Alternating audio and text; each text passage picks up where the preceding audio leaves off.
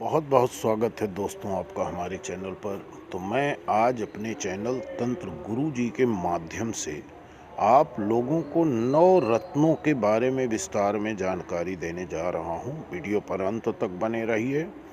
ये 9 रत्न धारण करने की विधि क्या है और किस धातु में धारण करने से आपको लाभ मिलेगा। यदि सही धातु में रत्न नहीं धारण करते हैं तो आपको लाभ तो दूर नुकसान भी हो सकता है। तो चैनल पर पहली बार आए हैं तो चैनल को सब्सक्राइब कर लेना और घंटी की बटन दबाना न भूलिएगा। तो रत्न शास्त्र के अनुसार रत्नों की ऊर्जा और सकारात्मक प्रभाव से आपके जीवन की समस्याएं और संकट दूर हो सकते हैं। किसी भी रत्न को पहनने के लिए एक निर्धारित विधि और नियम होते हैं। 9 ग्रहों के 9 रत्न और हर रत्न को धारण करने की एक अलग विधि और धातु होती है। आज हम आप लोगों को बताने जा रहे हैं कि किस रत्न के लिए कौन सा धातु सर्वश्रेष्ठ होता है और उसका पूर्ण फल प्राप्त करने के लिए आपको कौन सा धातु पहनना चाहिए। तो सबसे पहले बात कर रहे हैं शनि के रत्न नीलम की। नीलम सबसे शक्तिशाली और क्रूर कहे जाने वाले शनि ग्रह का रत्न है। कुंडली में शनि को बलि करने के लिए नीलम रत्न पहना जाता है। नीलम रत्न को पंचधातु या स्टील की अंगूठी में जड़वा कर धारण करना चाहिए। नीलम रत्न को कम से कम 4 रत्ती का तो धारण करना ही चाहिए। इसे आप अंगूठी या लॉकेट में पहन सकते हैं। तो अब मैं बात करूंगा गोमेद। राहु का रत्न है गोमेद और ये स्टोन व्यापारियों के लिए बहुत लाभप्रद होता है। स्टॉक मार्केट से जुड़े लोगों का भी गोमेद बहुत प्रिय रत्न है और काफ़ी लाभ देता है। गोमेद रत्न को चांदी या अष्टधातु में धारण करना शुभ रहता है। शाम के समय विधि अनुसार राहु की उपासना कर इस रत्न की अंगूठी को मध्यमा अंगुली में धारण करें। गोमेद कम से कम 6 रत्ती का होना चाहिए। माणिक सूर्य का रत्न है और काफ़ी प्रभावशाली और महंगा रत्न होता है। माणिक को अंग्रेजी में रूबी भी कहा जाता है। सूर्य का यह रत्न आपको सफलता की ऊंचाई तक पहुंचा सकता है। रूबी स्टोन को सोने की अंगूठी में रविवार, सोमवार और गुरुवार के दिन पहनना चाहिए। रूबी कम से कम 5 रत्ती का होना चाहिए। अब बात कर रहे हैं आपको केतु रत्न लहसुनिया के बारे में। केतु का रत्न लहसुनिया भी आपके जीवन की परेशानियों को दूर कर सकता है। केतु के अशुभ प्रभाव को दूर करने के लिए लहसुनिया रत्न धारण किया जाता है। चांदी की धातु में लहसुनिया पहनना शुभ रहता है।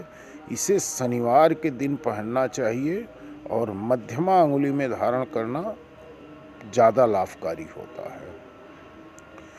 अब चंद्रमा रत्न मोती की बात कर रहे हैं। चंद्रमा का रत्न है मोती जो कि मन को शीतलता प्रदान करता है। चंद्रमा मन और मस्तिष्क का कारक होता है और इसलिए इस रत्न को धारण करने से चंचल मन को भी नियंत्रित किया जा सकता है। मोती रत्न केवल चांदी की अंगूठी में पहनना चाहिए। आप 2, 4, 6 या 11 रत्ती का मोती पहन सकते हैं। अब बात करेंगे पुखराज की।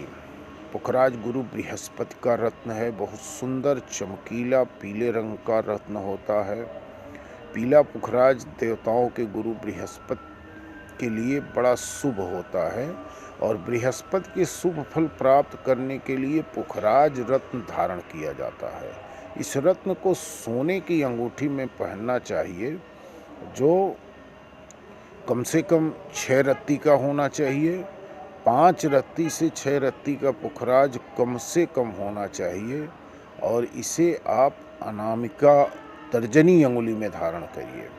जो पहली अंगुली होती है तर्जनी, क्योंकि पुखराज का काम है गाइडलाइन, दिशा बताना, और दिशा सदैव पहली अंगुली से ही बताया जाता है। बात करेंगे बुध रत्न पन्ना। पन्ना रत्न बुद्धि के कारक बुध का रत्न है। जो भी इस रत्न को धारण करता है उसे बुद्धि के साथ साथ सेहत की भी प्राप्ति होती है। पन्ना रत्न चांदी की धातु में सर्वोत्तम रहता है, लेकिन आप इसे सोने में भी पहन सकते हैं। चांदी की धातु में पन्ना सबसे ज़्यादा लाभ देता है। पन्ना कम से कम 3 रत्ती का होना चाहिए और पन्ना जितना बेदाग रहेगा, इसके अंदर कोई भी दाग या लाइन न रहे, वही पन्ना फ़ायदेमंद होता है। अब मैं बात करूँगा मंगल रत्न मूंगा। मूंगा समुद्र के सतह में, तल में पाए जाने वाला एक लकड़ी है। मंगल का रत्न मूंगा है। ये रत्न कमज़ोर और डरपोक लोगों के लिए किसी वरदान से कम नहीं है। मूंगा रत्न को सोने की अंगूठी में धारण करना शुभ रहता है। सोने के अलावा चांदी या तांबे की धात में आप इसे पहन सकते हैं और मूंगा कम से कम 6 रत्ती का होना चाहिए। और ट्रेंगल मूंगा जो 3 कोने का होता है, वो मूंगा ज़्यादा लाभदायक होता है। तो मैं बात करूँगा ओपल। वैसे तो शुक्र का रत्न डायमंड है, हीरा, लेकिन हर कोई डायमंड नहीं खरीद सकता, इसलिए डायमंड के स्थान पर शुक्र के लिए ओपल रत्न पहनने की सलाह दी जाती है। ओपल को सोने की धात में पहनना चाहिए। सोने में संभव ना हो तो चांदी या वाइट गोल्ड में इस रत्न को जड़वा कर धारण कर सकते हैं। तो दोस्तों, इसी के साथ मैं अपना वीडियो समाप्त कर रहा हूँ। यदि वीडियो पसंद आए तो एक लाइक, एक कमेंट जरूर करना। यह चैनल पर पहली बार आए हो तो चैनल सब्सक्राइब कर लेना। धन्यवाद। जय माँ भद्रकाली।